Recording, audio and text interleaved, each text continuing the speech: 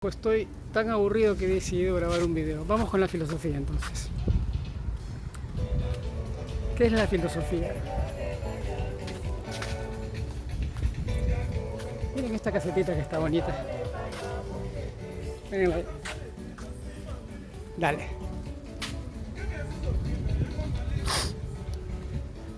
La filosofía comienza por el cuestionamiento del porqué de las cosas, ¿ok? El porqué de las cosas. ¿Qué justifica la existencia de determinado elemento? Comenzando por el ser humano. Si te preguntas de dónde vengo, dónde estoy y hacia dónde voy, estás hablando de teología, ¿ok?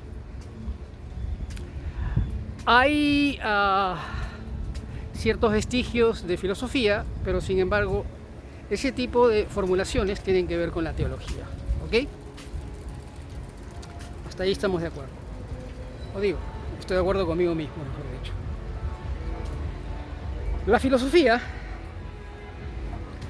parte de varios cuestionamientos que tienen que ver con la necesidad del ser humano, y digo ser humano, porque hasta donde sabemos, no existe una filosofía oral o escrita de parte de los animales, ¿ok? Por lo menos no la hemos encontrado todavía. Debe haber un tipo de comunicación, pero por lo menos no ha sido registrada a través de la escritura por los animales, ni menos la hemos logrado entrever a partir del diálogo, ¿ok? Entre los animales, que por supuesto dialogan, lo que pasa es que nosotros no les entendemos. Sobre todo los loritos, los delfines, los monitos, llámese chimpancés, gorilas, etcétera, ¿ok? Ahora bien, la filosofía, la que nosotros conocemos, la filosofía tradicional, se pregunta sobre la existencia de las cosas, llámese la justicia, llámese el bien, llámese la política, llámese la subordinación, llámese el sometimiento. La filosofía se pregunta por el valor del ser humano, la subsistencia del ser. Cuando hablamos de el valor de la psiquis humana, estamos hablando de psicología, ¿ok? Cuidado, hay que saber marcar un distingo entre estas plataformas epistemológicas, ¿ok? Estamos hablando ya de filosofía, teología, psicología. Son criterios diferentes de la epistemología científica, ¿ok? La filosofía parte de una necesidad del ser humano de entender por qué acontecen determinados sucesos, determinados eventos, determinados incidentes, ¿ok? ¿Cuál es el origen? Más que cuál es el propósito, dónde está y hacia dónde se dirigen, ¿cuál es el origen? El origen tiene que ver con la ontología del ser humano, con la inmanencia, con la inherencia. Son criterios que yo siempre les repito de manera recurrente, ¿ok? ¿Por qué son importantes? Porque el ser humano necesita saber de dónde viene, cómo se originó, por qué tenemos pensamiento, por qué redactamos nuestro pensamiento, por qué tenemos ambiciones, por qué no nos basta con sobrevivir, por qué queremos vivir, por qué una gestación en el ser humano dura 9 meses. Oficialmente, puede durar mucho menos, obviamente. 6 meses. Una mujer puede parir a los 6 meses. Corríjame si estoy equivocado, ¿ok? Yo no soy médico. El ser humano se formula esos cuestionamientos, ¿ok? El ser humano se formula a propósito de esa eventualidad romántica de enamorarse.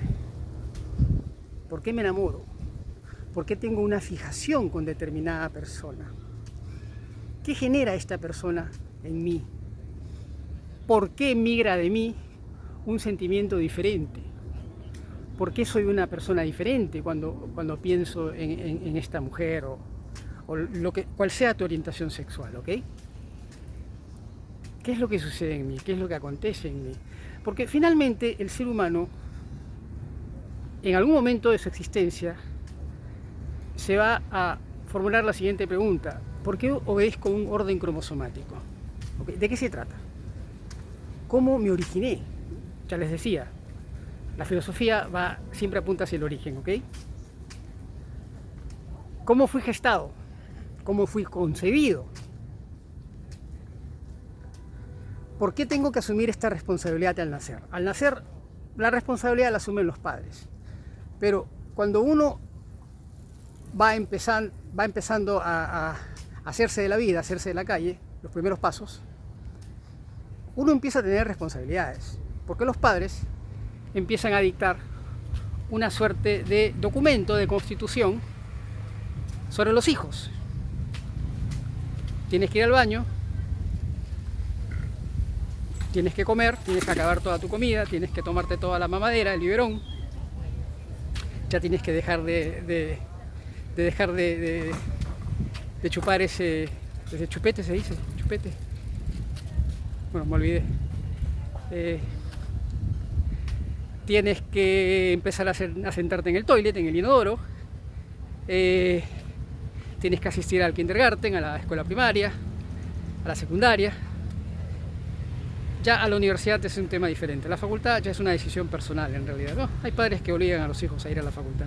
Eso también es cierto. Pero el ser humano se empieza a formular todas esas preguntas. ¿Por qué esto? ¿Por qué lo otro? ¿Por qué tengo que enlazarme a esta mujer para formar una familia? ¿Ok?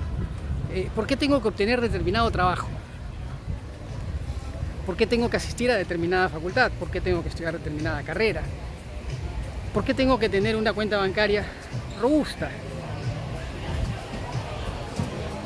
El tema es que la vida lo impele a uno a ir resolviendo, ¿ok? La vida no es generosa en realidad, sobre todo cuando uno está enfermo. Cuando uno se enferma, uno se da cuenta que la vida no es generosa. Estás postrado en una cama de hospital, dependes de unas enfermeras o enfermeros y de la decisión de uno u otro doctor que tome sobre tu vida. Te pueden amputar una pierna, te pueden extirpar el corazón y trasplantarte uno nuevo, te pueden hacer una lobotomía, mil cosas, ¿ok? Dependes de la decisión de terceras personas. Es decir, cuando estás enfermo pierdes totalmente tu capacidad de tomar decisiones.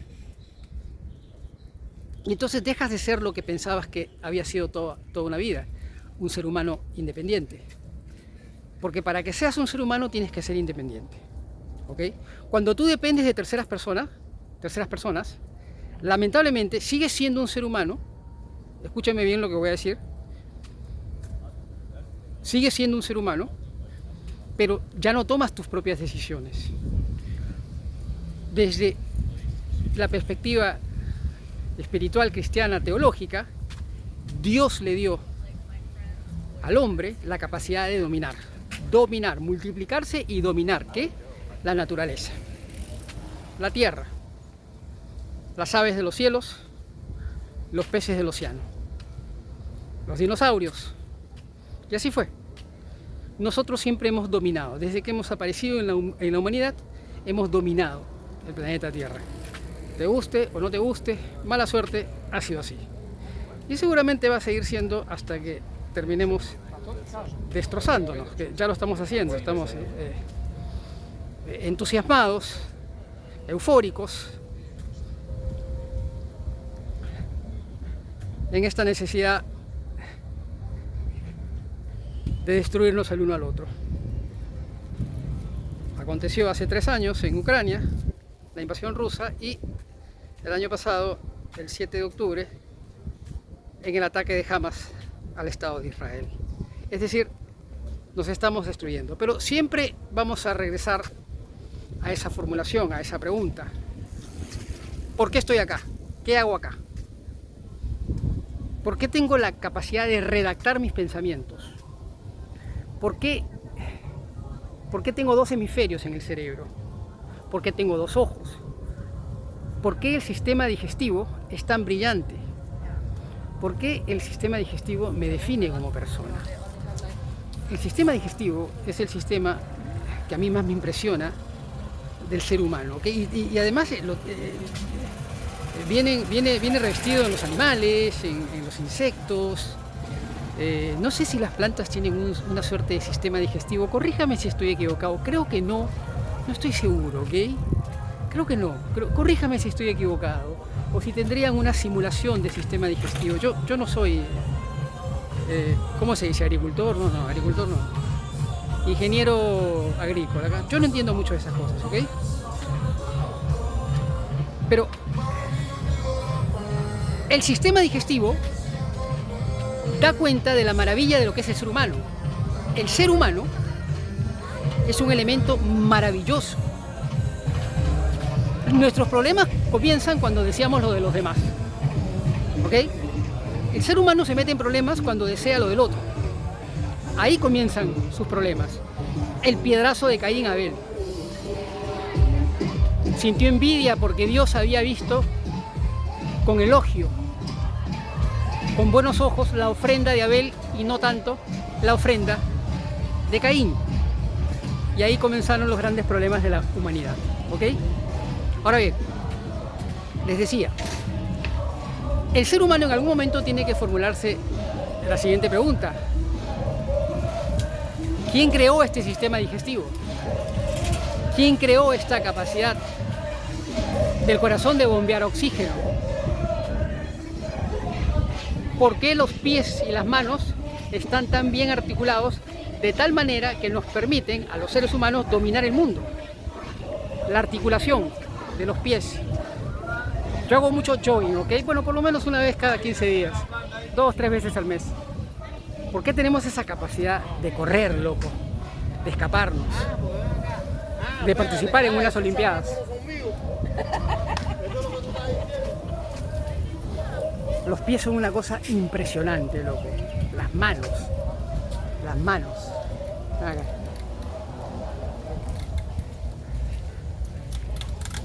Tiene que ser solamente una creación divina. Ahora bien, el ser humano se pregunta, ¿por qué yo vengo revestido de toda esta plétora de bendiciones? ¿De dónde salió todo esto, loco? Y entonces, la filosofía va cobrando una suerte de mestizaje diferente, se va nutriendo de formulaciones que vienen de diferentes culturas. Ahora bien, la filosofía siempre proviene de la calle.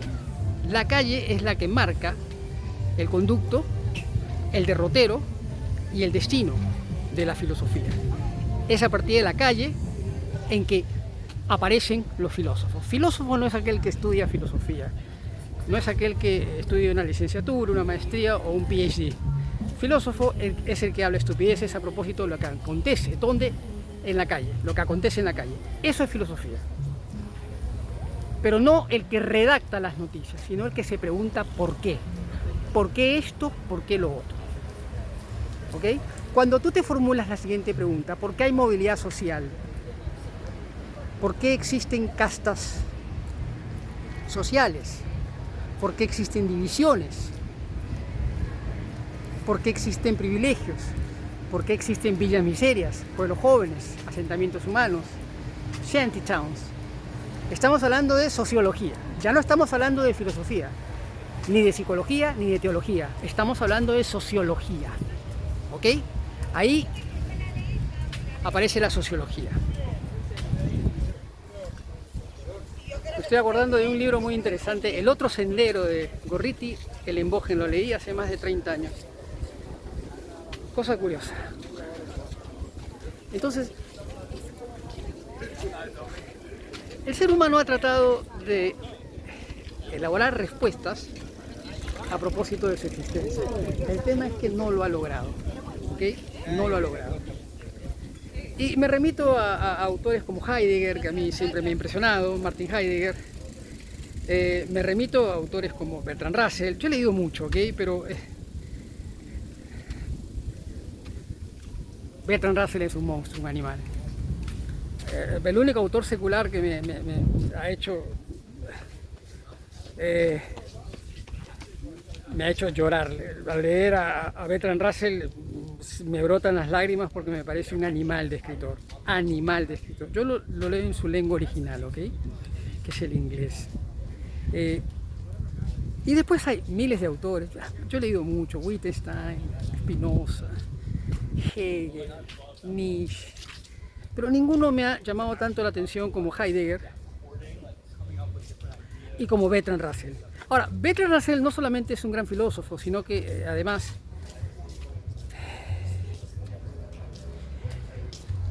Ian Ehring me llamó mucho la atención también. Una gran filósofa ruso-americana, ¿ok? Muy interesante, pero muy interesante. Anyway. Ahora bien, a ver qué pasan estos muchachos que la están pasando bien. Anyway. Y después hay miles de autores. Bueno, no sé, La República de Platón, lo leí hace 35 años. Me pareció un libro fascinante, ¿ok? Fascinante realmente. De hecho, Grecia es la plataforma, el inicio de la filosofía redactada, ¿ok?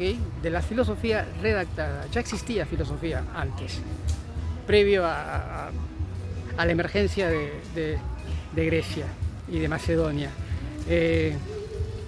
Y de Chipre, que también está por ahí. Son culturas griegas, ¿ok? Helénicas, mejor dicho. El que le entienda, bueno, hay gente que sabe más que yo al respecto, no es mi especialidad, ¿ok? Pero he leído mucho, lo suficiente como para decir un par de estupideces, ¿ok? Entonces, el ser humano siempre se ha formulado estas preguntas, para las que no ha encontrado respuestas. Go ahead, man. Para las que no ha encontrado respuestas, nunca ha logrado encontrar respuestas. Sus respuestas han sido vacuas, han sido respuestas inermes, inocuas, ¿ok? Que no lo han conducido generalmente a nada. Por ahí los filósofos franceses fueron parte de la Revolución Francesa, ¿ok? Cuando la filosofía tiene una suerte de injerencia en la política y determina un movimiento social que cambia la historia de una región, en este caso cambió la historia de la humanidad con la Revolución Francesa, entonces la filosofía tiene un peso físico, ¿okay? Porque ha transformado una sociedad. La sociedad tiene que ver con el asfalto, ese es el asfalto, ¿ok? Entonces ahí ya estamos hablando de otro tipo de concepto, de constructo teórico, ¿ok? Ahora bien, cuando hablamos de gobierno, cuando hablamos de emergencia, de propuestas políticas, de grupos políticos, cuando hablamos de elecciones, cuando hablamos de república, de democracia, cuando hablamos de autoritarismo, cuando hablamos de totalitarismo, cuando hablamos de los reinos, estamos hablando de ciencias políticas, ¿ok? O de ciencia política, como se diga. Se puede decir en plural y se puede decir en singular. No importa. El castellano es suficientemente expansivo como para darle un espacio a todas las fraseologías, ¿ok? Anyway. Pero la filosofía tiene una plataforma única que es el cuestionamiento de las cosas, ¿okay? También habla mucho de la razón, de la virtud, ¿okay? Cuando hablamos de fe estamos hablando de espiritualidad, estamos hablando de teología. Ahora bien, ¿qué cosa es lo que no ha resuelto la filosofía? La filosofía no ha resuelto nada. Lo que ha hecho es aproximarnos, ¿okay? ¿Aproximarnos a qué? A entender quiénes somos. Ahora bien, ¿por qué es interesante la filosofía? Porque en algún momento la filosofía te va a preguntar quién eres, de dónde vienes, dónde estás y a dónde vas. Cuando llegas a ese reducto, te das la mano con la teología. Y cuando hablamos de teología, estamos hablando de espiritualidad. Y cuando hablamos de espiritualidad, estamos hablando de Hashem, Adonai, Elohim, el creador, el nombre, el que le entienda. Y entonces es ahí cuando te preguntas por el propósito de tu vida. ¿Cuál es el propósito de mi vida? Entonces, a partir de ahí pasas a otra Vía Láctea. Todavía estamos en nuestra Vía Láctea. Nuestra Vía Láctea, la filosofía pertenece a nuestra Vía Láctea. Una vez que tú te formulas la siguiente pregunta: ¿cuál es el propósito de mi vida? ¿Qué hago acá? ¿De dónde vengo? ¿Dónde estoy? ¿Y hacia dónde voy? Acabas de dar el gran salto. ¿Cuál es el gran salto? Has pasado a la siguiente Vía Láctea, que no es otra que la teología. Te estás preguntando si existe un Dios o no existe. ¿Quién me creó? ¿Recuerdan que les hablaba del sistema digestivo? ¿Quién creó la maravilla de un sistema digestivo? Eso es lo que te estás preguntando.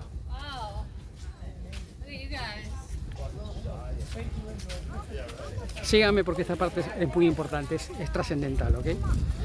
Ahora bien, cuando te formulas la pregunta a propósito de quién te creó, vas a querer conocer a tu creador. Vas a querer saber de qué se trata, cómo está urdido, a qué madeja pertenece, de dónde viene, quién creó a tu creador, cómo apareció tu creador.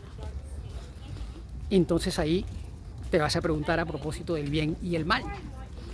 Porque si perteneces a la cultura judeo-cristiana, en algún momento, make no mistake, te vas a preguntar a propósito de los ángeles y los demonios. ¿De dónde viene mi creador? Porque yo necesito saber de dónde vengo yo. Para saber de dónde vengo yo, necesito dar con esa respuesta: ¿de dónde viene mi creador? ¿Cómo se creó mi creador? ¿Quién creó a mi creador? ¿O es que mi creador apareció de la noche a la mañana? Dice el Génesis comienza en el principio, y así también comienza el Evangelio de Juan, cosa curiosa, en el principio. Algo que me sorprende del Génesis, ya estamos en teología por si acaso, hemos abandonado la Vía Láctea de la filosofía, estamos en teología. Algo que me llama la atención del Génesis, en el principio, dice que la luz, escuchen esta parte del Génesis, ¿ok? Que la luz apareció en medio de las tinieblas. Ajá. Lo voy a volver a repetir. Dice que la luz apareció en medio de las tinieblas. Dios es la luz. Entonces, sí. Cuidado, que esto es una bomba atómica, ojo, Enola Gay. Si la luz aparece, lean la Biblia por favor, en medio de las tinieblas, quiere decir que las tinieblas anteceden a la luz. Y si las tinieblas anteceden a la luz, el mal estuvo presente antes que el bien. Es por eso que Cristo, el que se hace llamar el Hijo de Dios, en todo momento dice que el príncipe de este mundo es el demonio, Satanás, Lucifer. Por alguna razón le asigna esa autoridad, ese atributo de ser el príncipe de este mundo. El príncipe, no cualquiera es el príncipe de este mundo, loco. Satanás lo es, ¿ok? Satanás es el que en medio del desierto le ofrece a Jesús, que se moría de hambre, convertir las piedras en pan, lo coloca sobre un pináculo y le dice: te doy todo para que tú gobiernes todo esto. Y Cristo le recuerda las Escrituras. No solo de pan vive el hombre, sino de toda palabra redactada y escrita por Dios.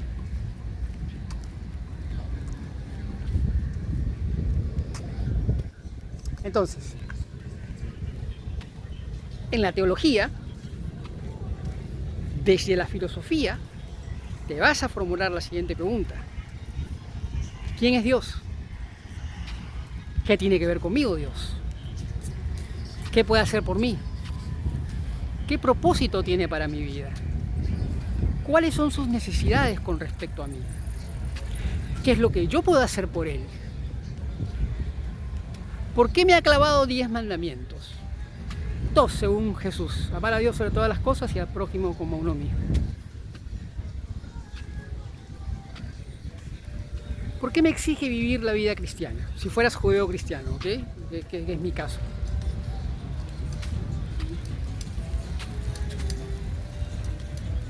¿Por qué tengo que regirme por sus estatutos? La Biblia es una constitución, ¿ok?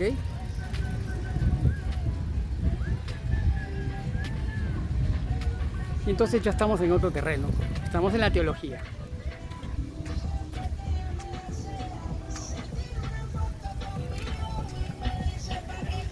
Escuchando esa canción.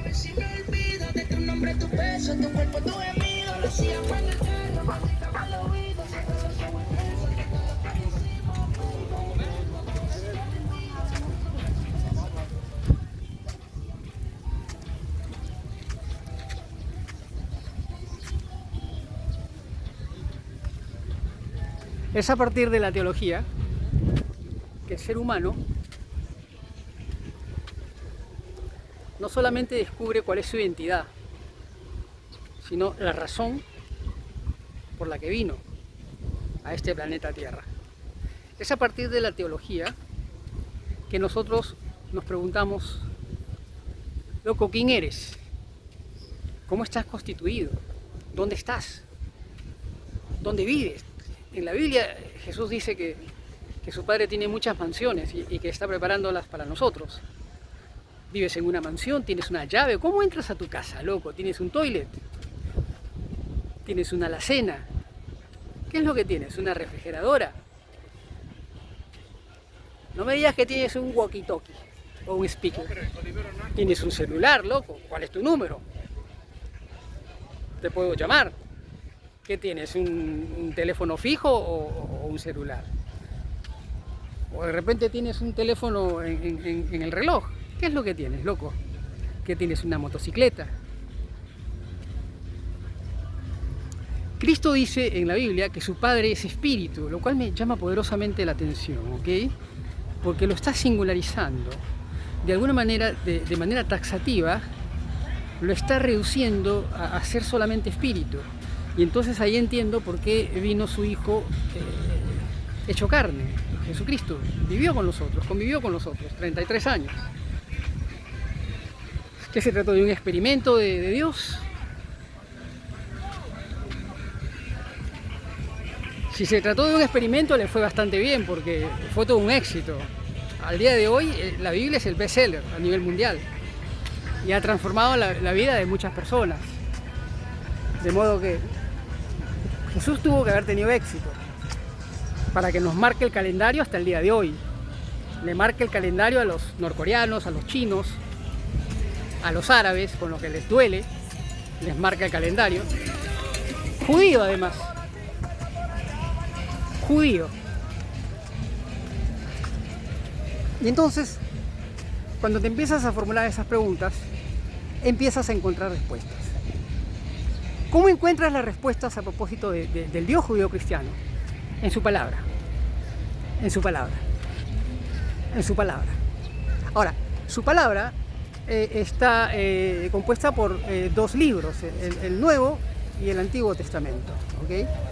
Yo siempre digo que lo mejor es revisar el Nuevo Testamento primero, llámese el Evangelio de Juan, sobre todo los capítulos 14, 15 y 16, y después tirarse para el Antiguo Testamento. Me gusta mucho el libro del Eclesiastés y el libro de Job, donde se da cuenta de las miserias de un sujeto que al final es reivindicado por Dios su Padre, ¿ok?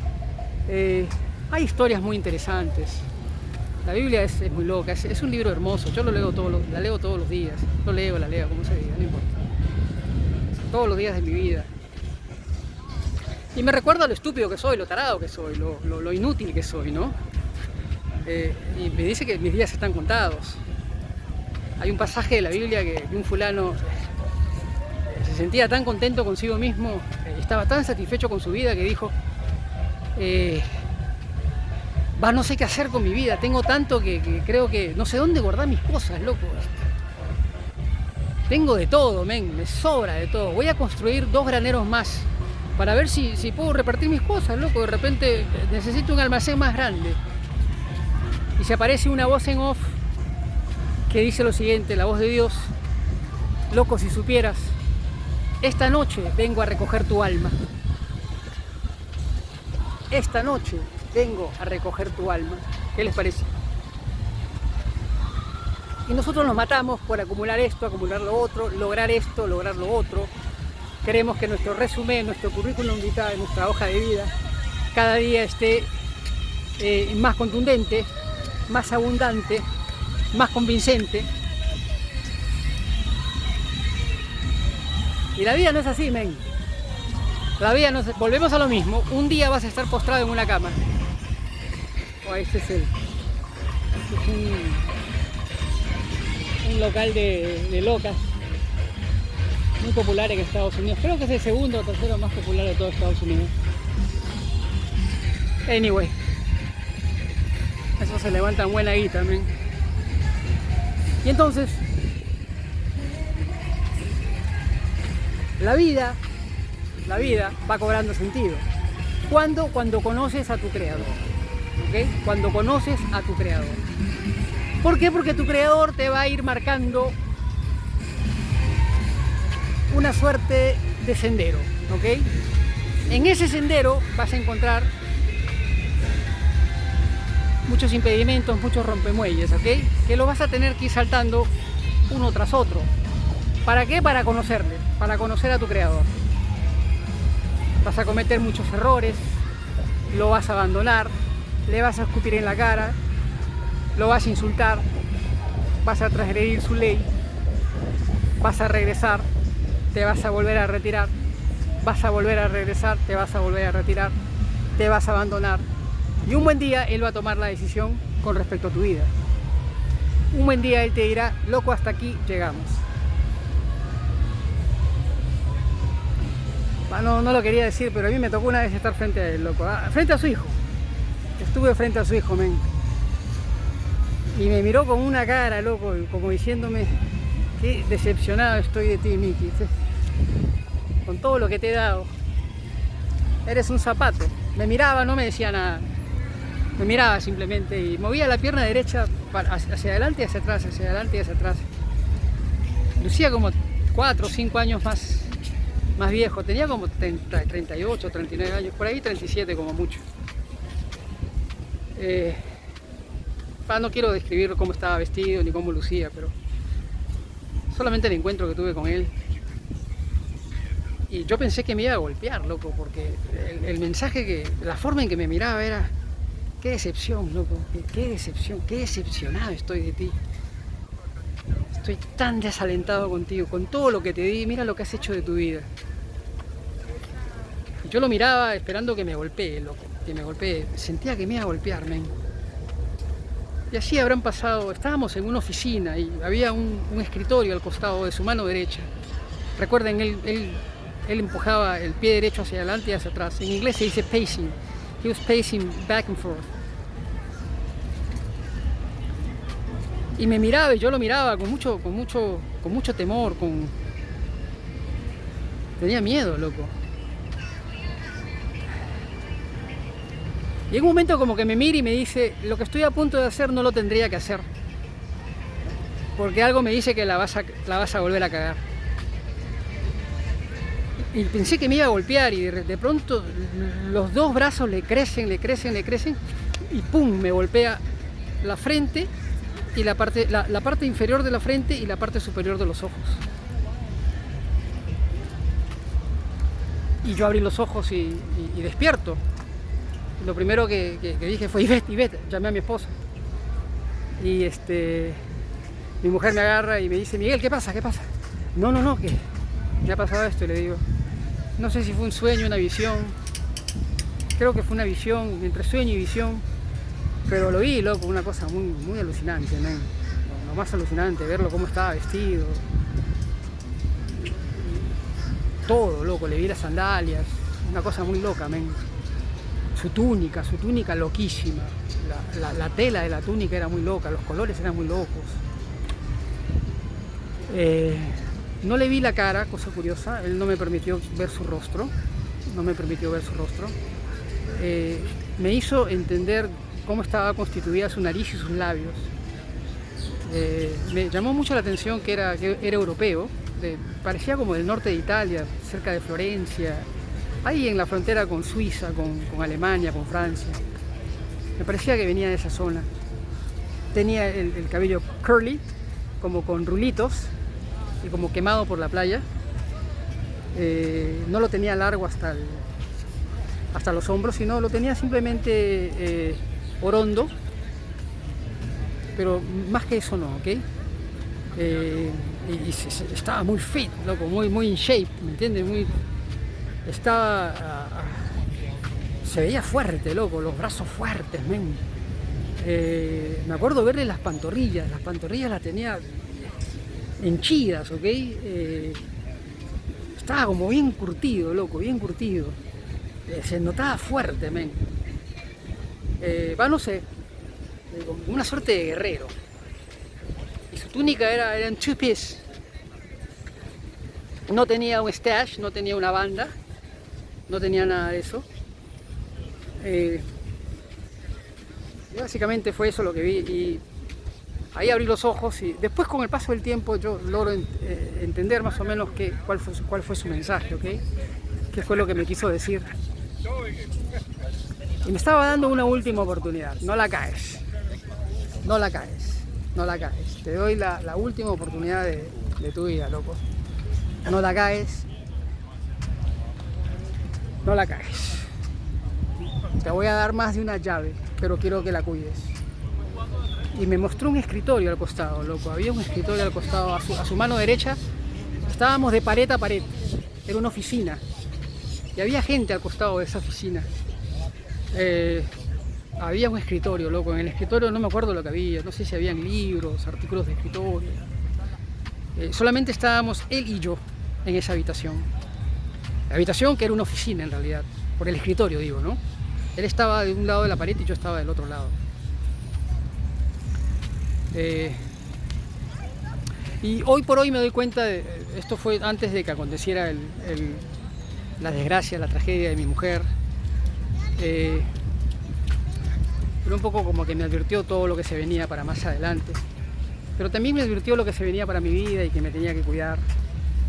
Y que tenía que empezar a cuidarme yo mismo, porque él me había regalado muchos talentos. De alguna manera me dejó entrever, loco, tú eres una persona muy privilegiada, te lo he dado todo. Quiero que lo administres para mí. Básicamente ese era su mensaje. Y al final, la redundancia de su mensaje no es otro que te voy a bendecir, pero te voy a bendecir a partir de mis necesidades. Lo que hagas va a ser para mí. Yo te voy a bendecir. Yo sé que tienes necesidades humanas, egoístas. Yo te voy a bendecir, no te preocupes. Yo te voy a dar todo lo que tú deseas, pero me tienes que servir.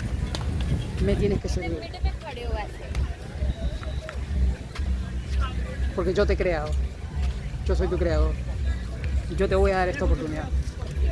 Y pienso, es mi forma de entender las cosas, que él había tomado la decisión de llevarme, ¿ok?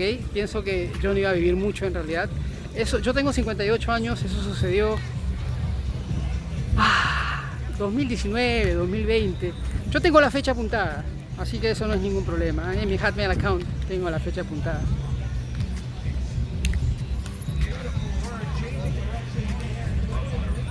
Entonces,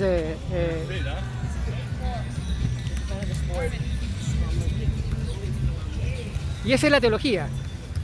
La teología quiere decir que en algún momento te vas a preguntar por cuál es la razón. ¿Cuál es la razón?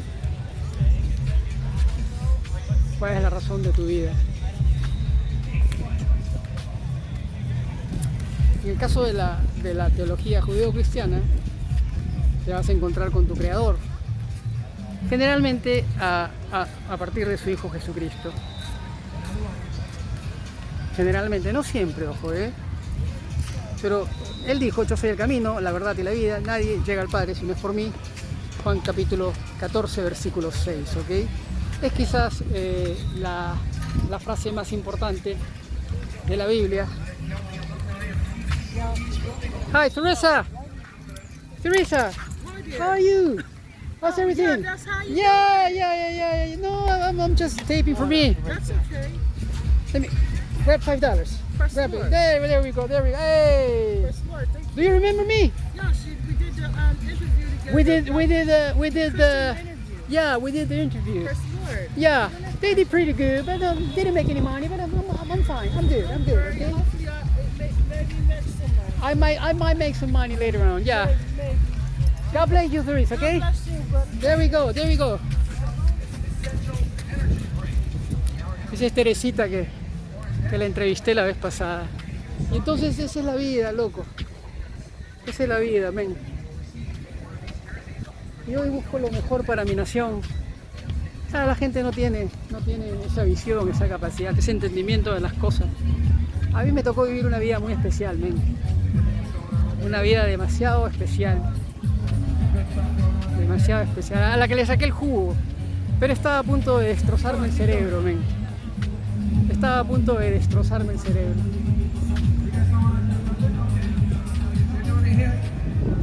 Estaba a punto de destrozarme el cerebro, men.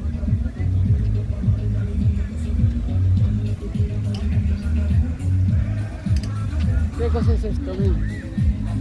Miren esto, loco. Oh, ¿qué cosa es esto? Oh, es un campeonato de voleibol. Un campeonato de voleibol, interesante.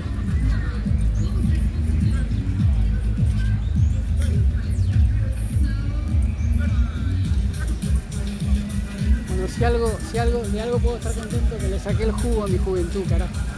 Ah, locura que hice, men. Y toda la cerveza que me chupé. Ahora vivo una vida abstemia. Completamente abstemia. Mis prioridades son otras, loco. Cuidar a mi mujer, postularme a la presidencia del Perú, si Dios lo permite. Este mensaje todavía no está llegando, pero ya va a empezar a llegar, acuérdense de mí. Todo tiene su momento en esta vida. Capítulo 3 del Eclesiastés. Todo tiene su momento. Capítulo 3 del Eclesiastés. Lo repito para que quede claro. Todo tiene su tiempo. Mire, parece que es un campeonato femenino.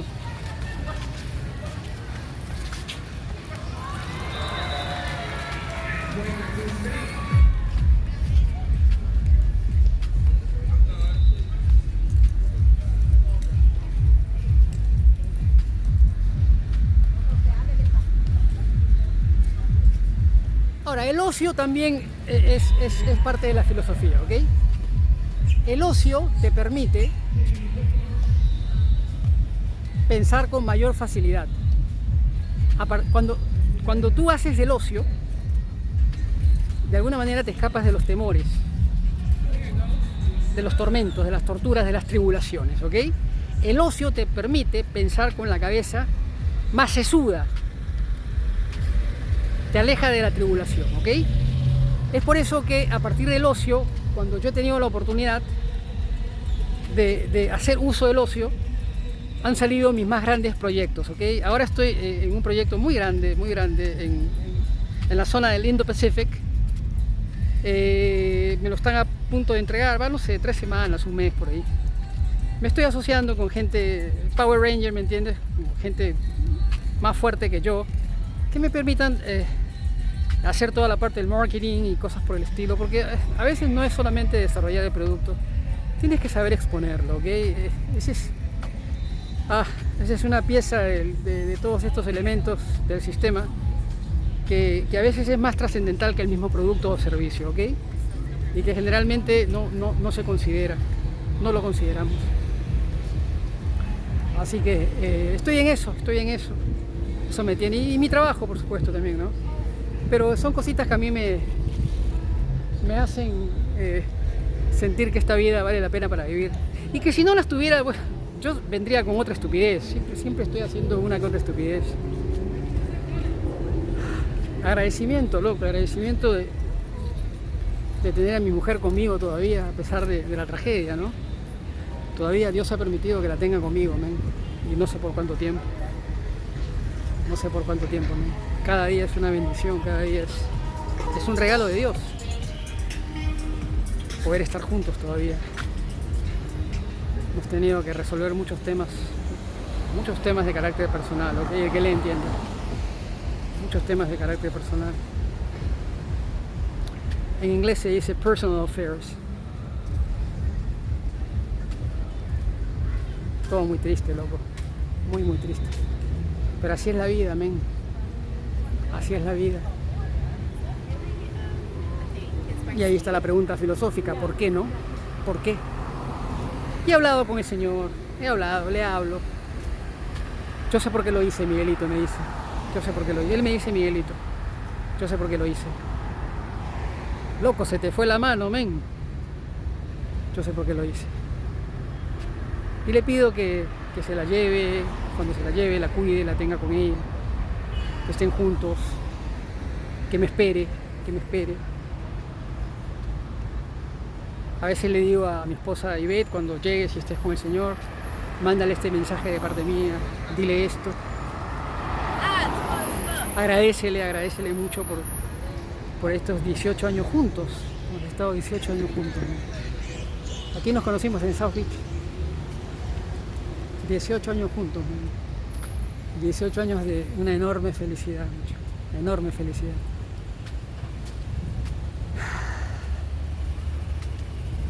Pero como decía un judío, un landlord que yo tenía, me decía, Miguel, me decía, toda buena historia un buen día llega a su fin. Y es cierto, lamentablemente es cierto. Y la gente se entusiasma cuando está enamorada y creen que esa felicidad va a durar toda una vida. A los 6, 7 años se acaba el sexo, loco. Por eso yo digo, siempre hay que dormir en camas separadas, macho. Camas separadas, men. Camas separadas. No maten la intimidad, men. Camas separadas. Tú en tu hueco, yo en mi hueco. Y se acabó, men. No maten la intimidad a los 18 meses, macho. Menos, a los 9 meses se acabó todo. Cama separada, la intimidad dura 6, 7 años y hasta puede durar hasta 10 años. En la misma cama, en 9 meses, año y medio, está liquidado el sexo, loco. Liquidado. Se te acabó todo, men. Mira, voy llegando a mi casa, me encanta ese edificio. Bueno, eso no sería un edificio en Sudamérica. ¿Qué sería, loco? No sé, un condo. No sé, no existen esas estructuras. Ni en la Argentina ni en el Perú. No recuerdo Chile cómo era. Yo viví en Las Condes, en Chile, con mi familia. Me acuerdo un día que la nana me llevaba al kindergarten en Santiago. En Santiago los inviernos son gélidos. Y me encontré un tanque. Men. Y mi nana vio que lo iba a recoger y me dice, Miki, no lo toques. Y cuando ya estaba a punto de poner la mano sobre el tanque, mi nana agarra y saca la mano y me saca del tanque. Y me quedé mirando el tanque. Dije, puta madre, cara. Nunca supe que ese evento, ese incidente marcaría el destino de mi vida, loco. Que le entienda. Camino al kindergarten, el Delphus School. Yo estudiaba en el Delphus School de Santiago. Estudiábamos yo y mi hermano Carlos Roberto Hito. Vamos llegando a la casa.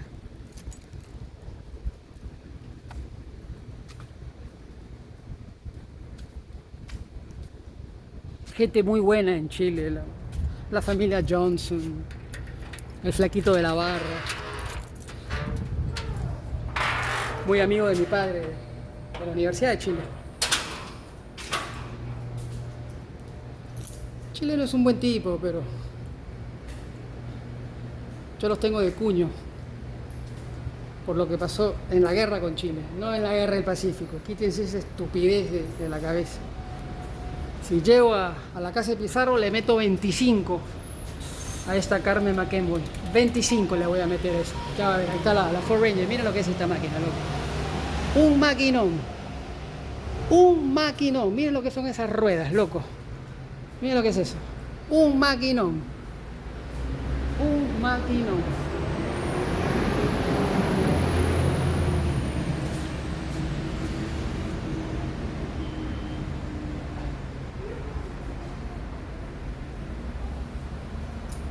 Y Alan García, ¿no? ¿Qué tuvo Alan García? Suerte. Que fue un tipo privilegiadamente dotado en términos filosóficos, teológicos, sociológicos, ciencias políticas. ¿Qué tuvo Alan García, loco? Una capacidad oratoria monstruosa. Yo pienso que superó a Alfonsín, que era un gran orador, ¿eh? Pero ninguno como Alan García, loco. Alan García un monstruo. Pero equivocado, tenía serrín en la cabeza, obedecía a una ideología, el antiimperialismo y el APRA.